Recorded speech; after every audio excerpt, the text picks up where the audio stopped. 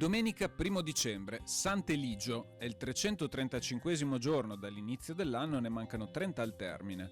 Il sole sorge alle 7.29 e tramonta alle 16.29. La luna si leva alle 11.45 e tramonta alle 20.59.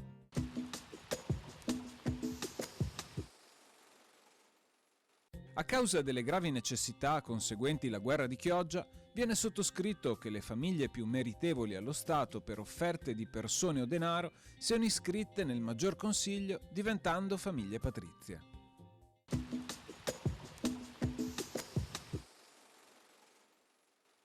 Le previsioni per domani.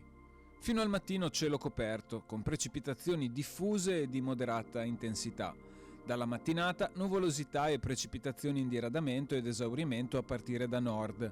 Probabile maggior persistenza della nuvolosità e delle precipitazioni sulle zone orientali e meridionali della pianura anche nel corso del pomeriggio. Limite nevicate intorno a 1700-2000 metri sulle prealpi, un po' più basso sulle Dolomiti. Temperature prevalentemente in aumento.